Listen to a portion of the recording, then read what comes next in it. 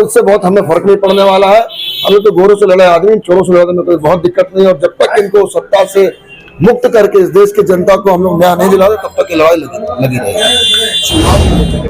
10 साल में जिन जिन मुद्दों में आपने चुनाव लड़ा था, तो चाहे महिला सुरक्षा हो, महंगाई हो, बेरोजगारी हो, सीमा की सुरक्षा हो, आज सब मुद्दे पे आप फेल हैं। आज चाइना आपके देश के अंदर गांव बसा चुका है।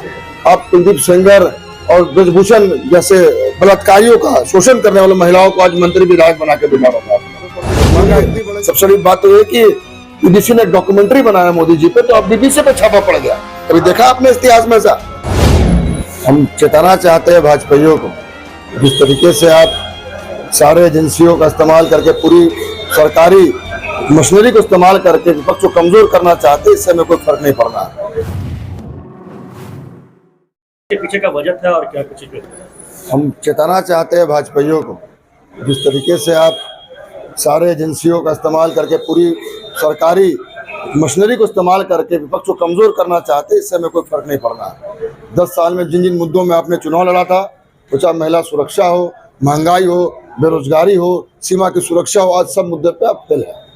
आज चाइना आपके देश के अंदर गांव बसा चुका है। आप कुलदीप सेंगर और ब्रजभूषण जैसे बलात्कारियों का शोषण करने वाले महिलाओं को आज मंत्री विधायक बना के बिठा रखा है आपने। महंगाई इतनी बढ़ गई कि रोगों के थाली से अनाज गायब हो गया है। बलात्कार की सीमा आप देखिए किस तरीके से महिलाओं का अपमान हो रहा है देश भर में। दलित, आदिवासी, किसान, छात्र, सारे लोग आंदोलित है और इस सरकार के खिलाफ एकजुट है।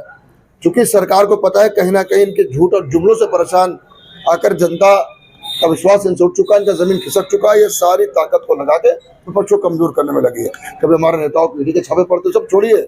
सबसे बड़ी बात तो ये कि बीबीसी ने डॉक्यूमेंट्री बनाया मोदी जी पे, तो अब बीबीसी पे छापा पड़ गया। कभी देखा आपने इतिहास में ऐसा? तो इससे बहुत हमें फर्क नहीं पड़ने वाला है।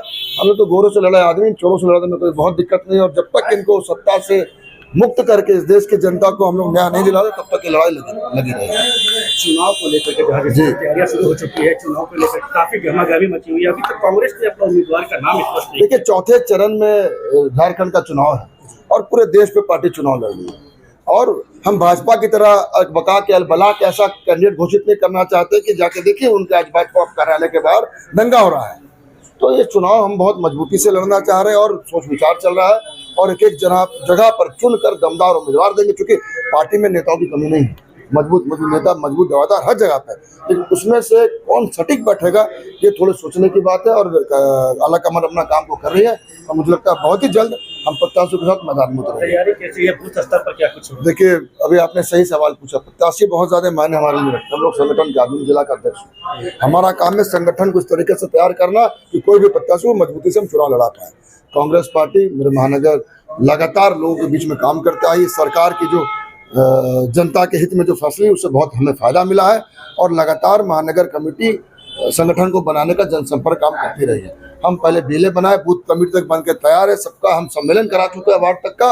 हमें लगता है कि जैसे प्रत्याशी घोषित होगा, एक आंधी के रूप में संगठन उस सर पर बिठाकर लोकसभा तक पहुंचाने का काम करें। कयास लगाए जा रहे हैं कि महागठबंधन के कारण कुछ आपको सीटें घोषणा नहीं की है, क्या ये बात सही है? इसमें मतलब क्या गलत बात है? महागठबंधन इसलिए बना के सब एक दूसरे का ध्यान रखे, सबको बराबर प्रतिनिधित्व वहाँ पे मिले, सबको सीट मिले। मुझे नहीं लगता कि उसमें कोई बहुत बड़ा मामला है। रामपाल चौधरी जी बहुत बड़े नेता, निश्चित रूप से उनके पार्टी में जुड़ने से इस लोकसभा में नहीं पूरे झारखंड में मजबूत हुए। लेकिन इस चुनाव को लेकर कोई ज्वाइनिंग नहीं है। उन्होंने कांग्रेस पे, पार्टी पे विश्वास दिखाकर विचारधारा पे कांग्रेस का दामन थाम। उन्होंने ये कहा भी कि राहुल जी की जो यात्रा 5 दिन रही, बहुत प्रभावित उनकी बातों को सुनकर यात्रा से हुए, इस कारण से कांग्रेस में शामिल हुआ।